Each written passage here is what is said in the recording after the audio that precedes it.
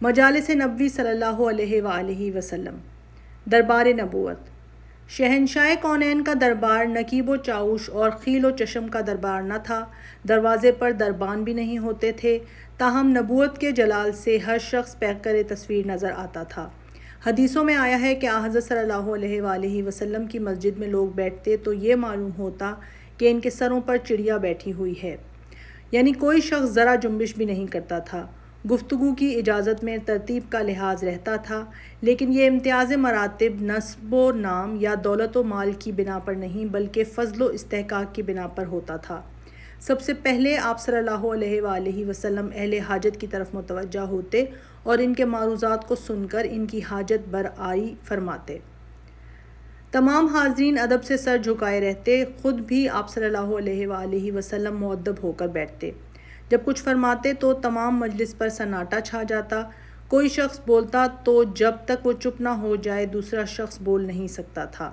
اہل حاجت عرض مدعا میں ادب کی حد سے بڑھ جاتے تو آپ صلی اللہ علیہ وآلہ وسلم کمال حلم کے ساتھ برداشت فرماتے۔ آپ صلی اللہ علیہ وآلہ وسلم کسی کی بات کاٹ کر گفتگو نہ فرماتے، جو بات ناپسند ہوتی اس سے تغافل فرماتے اور ٹال جاتے۔ کوئی شخص شکریہ ادا کرتا تو اگر آپ نے واقعی اس کا کوئی کام انجام دیا ہے تو شکریہ قبول فرماتے۔ مجلس میں جس قسم کا ذکر چھڑ جاتا تھا آپ صلی اللہ علیہ وآلہ وسلم بھی اس میں شامل ہو جاتے، ہنسی اور مہذب ظرافت میں بھی شریک ہوتے، خود بھی مزاحیہ باتیں فرماتے۔ کبھی کسی قبیلے کا کوئی معزز شخص آ جاتا تو حسب مرتبہ اس کی تعظیم فرماتے اور فرماتے اکرموا کریمن کل قوم۔ مزاج پرسی کے ساتھ ہر شخص سے دریافت فرماتے کہ کوئی ضرورت یا حاجت تو نہیں ہے، یہ بھی فرماتے کہ جو لوگ اپنے مطالب مجھ تک نہیں پہنچا سکتے مجھ کو ان کے حالات اور ضروریات کی خبر دو۔ ایران میں معمول تھا کہ جب مجلس میں کوئی معزز شخص آ جاتا تو سب تعظیماً کھڑے ہو جاتے۔ یہ بھی قاعدہ تھے کہ رؤسا اور امراء جب دربار جماتے تو لوگ سینوں پر ہاتھ رکھ کر کھڑے رہتے۔ آپ صلی اللہ علیہ وآلہ وسلم نے ان باتوں سے منع فرمایا اور ارشاد کیا کہ جس کو یہ پسند آتا ہے کہ لوگ اس کے سامنے تعظیم سے کھڑے رہیں، اس کو اپنی جگہ دوزخ میں ڈھونڈنی چاہیے۔ البتہ جوش محبت میں آپ کسی کسی کے لیے کھڑے ہو جاتے، چنانچہ حضرت فاطمہ زہرا رضی اللہ عنہا جب کبھی آ جاتیں تو اکثر کھڑے ہو جاتے اور فرط محبت سے ان کی پیشانی چومتے۔ حضرت حلیمہ سعدیہ کے لیے بھی آپ صلی اللہ علیہ وآلہ وسلم نے اٹھ کر چادر بچھا دی تھی۔ اسی طرح ایک دفعہ آپ کے رضائی بھائی آئے تو ان کے لیے بھی محبت سے کھڑے ہو گئے اور ان کو اپنے سامنے بٹھایا۔ ہر شخص کو اس کے رتبے کے مناسب جگہ ملتی، کسی شخص کے دل میں یہ خیال نہ آنے پاتا کہ دوسرا شخص اس سے زیادہ عزت یاب ہے۔ جب کوئی شخص اچھی بات کہتا تو آپ صلی اللہ علیہ وآلہ وسلم تحسین فرماتے اور نامناسب گفتگو کرتا تو اس کو مطلع فرما دیتے۔ ایک دفعہ دو شخص مجلس اقدس میں حاضر تھے، ان میں ایک معزز اور دوسرا کم رتبہ تھا۔ معزز صاحب کو چھینک آئی لیکن انہوں نے اسلامی شعار کے موافق الحمدللہ نہیں کہا۔ دوسرے صاحب کو بھی چھینک آئی، انہوں نے الحمدللہ کہا۔ حضرت صلی اللہ علیہ وآلہ وسلم نے حسب معمول یرحمک اللہ کہا۔ معزز صاحب نے شکایت کی، آپ صلی اللہ علیہ وآلہ وسلم نے فرمایا کہ انہوں نے خدا کو یاد کیا تو میں نے بھی کیا، تم نے خدا کو بھلا دیا تو میں نے بھی بھلا دیا۔ صحابہ کو اس بات کی سخت تاکید تھی کہ کسی کی شکایت یا عیوب آپ صلی اللہ علیہ وآلہ وسلم تک نہ پہنچائیں۔ آپ فرماتے تھے کہ میں چاہتا ہوں کہ دنیا سے جاؤں تو سب کی طرف سے جاؤں۔ مجالس ارشاد۔ حضرت صلی اللہ علیہ وآلہ وسلم کی تعلیم و تلقین کا فیض اگرچہ سفر، حضر، جلوت، خلوت، نشست، برخاست، غز ہر وقت جاری رہتا تھا، تاہم اس سے وہی لوگ مستفیض ہو سکتے تھے جو اتفاق سے موقع پر ہوتے تھے۔ اس بنا پر آپ صلی اللہ علیہ وآلہ وسلم نے تعلیم و ارشاد کے لیے بعض اوقات خاص کر دیے تھے کہ لوگ پہلے سے مطلع رہیں اور جن کو استفادہ منظور ہو وہ آ سکیں۔ یہ صحبتیں عموماً مسجد نبوی میں منعقد ہوتی تھیں۔ مسجد نبوی میں ایک چھوٹا سا صحن تھا، کبھی آپ صلی اللہ علیہ وآلہ وسلم وہاں نشست فرماتے۔ ابتداً حضرت صلی اللہ علیہ وآلہ وسلم کی نشست کے لیے کوئی ممتاز جگہ نہ تھی، باہر سے اجنبی لوگ آتے تو آپ کو پہچاننے میں دقت ہوتی۔ صحابہ نے ایک چھوٹا سا مٹی کا چبوترا بنا دیا، آپ صلی اللہ علیہ وآلہ وسلم اس پر تشریف رکھتے، باقی دونوں طرف صحابہ رضی اللہ عنہم حلقہ باندھ کر بیٹھ جاتے۔ آداب مجلس۔ ان مجالس میں آنے والوں کے لیے کوئی روک ٹوک نہ تھی۔ عموماً بدو اپنی اسی وحشت نما طریقے سے آتے اور بے باکانہ سوال و جواب کرتے۔ خلق نبوی کا منظر ان مجالس میں زیادہ حیرت انگیز بن جاتا۔ آپ صلی اللہ علیہ وآلہ وسلم پیغمبر خاتم کی حیثیت سے رونق افروز ہیں۔ صحابہ عقیدت کیش غلاموں کی طرح خدمت اقدس میں حاضر ہیں۔ ایک شخص آتا ہے اور اس کو حضرت صلی اللہ علیہ وآلہ وسلم میں اور حاشیہ نشینوں میں کوئی ظاہری امتیاز نظر نہیں آتا۔ لوگوں سے پوچھتا ہے کہ محمد کون ہے؟ صحابہ رضی اللہ عنہم بتاتے ہیں کہ یہی گورے سے آدمی جو ٹیک لگائے ہوئے بیٹھے ہیں۔ وہ کہتا ہے، اے ابن عبد المطلب، میں تم سے نہایت سختی سے سوال کروں گا، خفا نہ ہونا۔ آپ صلی اللہ علیہ وآلہ وسلم بخوشی سوال کی اجازت دیتے ہیں۔ بائیہما سادگی و تواضع، یہ مجالس رعب و وقار اور آداب نبوت کے اثر سے لبریز ہوتی تھیں۔ حضرت صلی اللہ علیہ وآلہ وسلم کی تعلیمات و تلقینات کا دائرہ اخلاق، مذہب اور تزکیہ نفوس تک محدود تھا۔ اس کے علاوہ اور باتیں منصب نبوت سے خارج تھیں۔ لیکن بعض لوگ نہایت معمولی اور خفیف باتیں پوچھتے تھے، مثلاً یا رسول اللہ، میرے باپ کا نام کیا ہے؟ میرا اونٹ کھو گیا ہے، وہ کہاں ہے؟ آپ اس قسم کے سوالات کو ناپسند فرماتے تھے۔ ایک بار اسی قسم کے لغو سوالات کیے گئے تو آپ صلی اللہ علیہ وآلہ وسلم نے برہم ہو کر فرمایا کہ جو پوچھنا ہو پوچھو، میں سب کا جواب دوں گا۔ حضرت عمر نے آپ صلی اللہ علیہ وآلہ وسلم کے چہرے کا رنگ دیکھا تو نہایت الحاح کے ساتھ کہا، رضیت الخ۔ کوئی شخص کھڑے کھڑے سوال نہیں کرتا تھا۔ ایک شخص نے اس طرح سوال کیا تو آپ صلی اللہ علیہ وآلہ وسلم نے اس کی طرف تعجب سے دیکھا۔ اسی طرح یہ بھی معمول تھا کہ جب ایک مسئلہ طے ہو جاتا تو دوسرا مسئلہ پیش کیا جاتا۔ بعض اوقات ایسا بھی ہوتا کہ آپ صلی اللہ علیہ وآلہ وسلم کی گفتگو کے وقت کوئی صحرا نشین بدو جو آداب مجلس سے ناواقف ہوتا دفعتاً آ جاتا اور عین سلسلہ تقریر میں کوئی بات پوچھ بیٹھتا۔ آپ صلی اللہ علیہ وآلہ وسلم سلسلہ تقریر قائم رکھتے اور فارغ ہو کر اس کی طرف متوجہ ہوتے اور جواب دیتے۔ ایک دفعہ آپ تقریر فرما رہے تھے، ایک بدو آیا اور آنے کے ساتھ اس نے پوچھا کہ قیامت کب آئے گی؟ آپ صلی اللہ علیہ وآلہ وسلم تقریر کر رہے تھے۔ حاضرین سمجھے کہ آپ صلی اللہ علیہ وآلہ وسلم نے نہیں سنا۔ کسی نے کہا سنا، لیکن آپ صلی اللہ علیہ وآلہ وسلم کو ناگوار ہوا۔ آپ گفتگو سے فارغ ہو چکے تو دریافت فرمایا کہ پوچھنے والا کہاں ہے؟ بدو نے کہا، میں یہ حاضر ہوں۔ آپ نے فرمایا، جب لوگ امانت کو ضائع کرنے لگیں گے۔ بولا کہ امانت کیوں کر ضائع ہوگی؟ فرمایا، جب نااہلوں کے ہاتھ میں کام آئے گا۔ اوقات مجلس، اس قسم کی مجالس کے لیے جو خاص وقت مقرر تھا وہ صبح کا تھا۔ نماز صبح کے بعد آپ بیٹھ جاتے اور فیوض روحانی کا سرچشمہ جاری ہو جاتا۔ بعض روایتوں سے معلوم ہوتا ہے کہ ہر نماز کے بعد آپ ٹھہر جاتے اور مجلس قائم ہو جاتی۔ چنانچہ کعب بن مالک رضی اللہ عنہ پر جب غزوہ تبوک کی غیر حاضری کی وجہ سے عذاب نازل ہوا تو وہ انہی مجالس میں آ کر حضرت صلی اللہ علیہ وآلہ وسلم کی خوشنودی مزاج کا پتہ لگاتے۔ خود ان کے الفاظ یہ ہیں، میں رسول اللہ صلی اللہ علیہ وآلہ وسلم کے پاس آتا تھا اور سلام کرتا تھا اور آپ بعد نماز کے اپنی مجلس میں ہوتے تھے تو میں اپنے جی میں کہتا تھا کہ آپ نے جواب سلام میں اپنے لب ہلائے یا نہیں۔ صبح کی مجلسوں میں کبھی کبھی آپ صلی اللہ علیہ وآلہ وسلم واعظ فرماتے۔ ترمذی اور ابو داؤد میں ارباز بن ساریہ رضی اللہ عنہ سے روایت ہے، رسول اللہ صلی اللہ علیہ وآلہ وسلم نے ایک دن صبح کی نماز کے بعد ایک بلیغ واعظ کیا جس سے آنکھیں اشک ریز ہو گئیں اور دل کانپ اٹھے۔ نماز کے بعد جو مجلس منعقد ہوتی اس میں واعظ و نصیحت اور اس قسم کی جزئی باتوں پر گفتگو ہوتی تھی، لیکن اس کے اوقات کے علاوہ آپ صلی اللہ علیہ وآلہ وسلم خاص طور پر حقائق و معارف کے اظہار کے لیے مجالس منعقد فرماتے تھے۔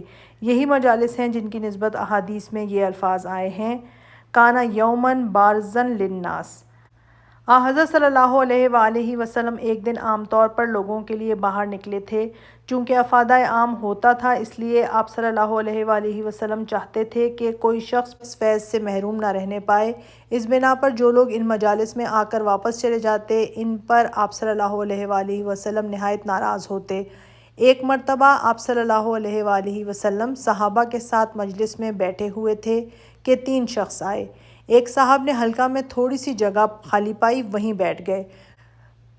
دوسرے صاحب کو درمیان میں موقع نہیں ملا اس لیے سب کے پیچھے بیٹھے، لیکن تیسرے صاحب واپس چلے گئے۔ آپ صلی اللہ علیہ وآلہ وسلم جب فارغ ہوئے تو فرمایا، ان میں سے ایک نے خدا کی طرف پناہ لی، خدا نے بھی اس کو پناہ دی۔ ایک نے حیا کی، خدا بھی اس سے شرمایا۔ ایک نے خدا سے منہ پھیرا، خدا نے بھی اس سے منہ پھیر لیا۔ پند و نصاح کتنے ہی مؤثر طریقے سے بیان کیے جائیں، لیکن ہمیشہ سنتے سنتے آدمی اکتا جاتا ہے اور نصائح بے اثر ہو جاتے ہیں۔ اس بنا پر حضرت صلی اللہ علیہ وآلہ وسلم وعظ و نصاح کی مجالس ناغہ دے کر منعقد فرماتے تھے۔ بخاری میں ابن مسعود رضی اللہ عنہ سے روایت ہے، حضرت صلی اللہ علیہ وآلہ وسلم ہم کو ناغہ دے کر نصیحت فرماتے تھے کہ ہم لوگ اکتا نہ جائیں۔ عورتوں کے لیے مخصوص مجلس۔ اس مجلس کا فیض زیادہ تر مردوں تک محدود تھا اور عورتوں کو کم موقع ملتا تھا۔ اس بنا پر عورتوں نے درخواست کی کہ ہمارے لیے خاص دن مقرر فرمایا جائے۔ آپ صلی اللہ علیہ وآلہ وسلم نے یہ درخواست منظور کی اور ان کے وعظ و ارشاد کے لیے ایک خاص دن مقرر ہو گیا۔ اگرچہ مسائل شرعیہ کے متعلق ہر قسم کے سوالات کی اجازت تھی اور خاتونان حرم وہ مسائل دریافت کرتی تھیں جو خاص پردہ نشینوں سے تعلق رکھتے ہیں، تاہم جب کوئی پردے کا واقعہ مجلس عام میں سوال کی غرض سے پیش کیا جاتا تو فرط حیا سے آپ صلی اللہ علیہ وآلہ وسلم کو ناگوار ہوتا۔ اس قسم کے پردے کی بات مرد بھی مجمع عام میں پوچھتے تو آپ صلی اللہ علیہ وآلہ وسلم کو تقدر ہوتا۔ ایک دفعہ ایک انصاری نے، جس کا نام عاصم تھا، مجلس عام میں پوچھا کہ اگر کوئی شخص اپنی بیوی کو غیر کے ساتھ دیکھ لے تو کیا حکم ہے؟ آپ صلی اللہ علیہ وآلہ وسلم کو ناگوار ہوا اور آپ نے اس کی ملامت کی۔ طریقہ ارشاد۔ کبھی کبھی آپ صلی اللہ علیہ وآلہ وسلم خود امتحان کے طور پر حاضرین سے کوئی سوال کرتے، اس سے لوگوں کو جودت فکر اور اصابت رائے کا اندازہ ہوتا۔ حضرت عبداللہ بن عمر رضی اللہ عنہ کا بیان ہے کہ ایک دفعہ آپ صلی اللہ علیہ وآلہ وسلم نے پوچھا کہ وہ کون سا درخت ہے جس کے پتے جھڑتے نہیں اور جو مسلمانوں سے مشابہت رکھتا ہے؟ لوگوں کا خیال جنگلی درختوں کی طرف گیا۔ میرے ذہن میں آیا کہ کھجور کا درخت ہوگا، لیکن میں کم سن تھا اس لیے جرأت نہ کر سکا۔ بالآخر لوگوں نے عرض کی، حضور صلی اللہ علیہ وآلہ وسلم بتائیں۔ ارشاد فرمایا، کھجور۔ عبداللہ بن عمر رضی اللہ عنہما کو تمام عمر حسرت رہی کہ کاش میں نے جرأت کر کے اپنا خیال ظاہر کر دیا ہوتا۔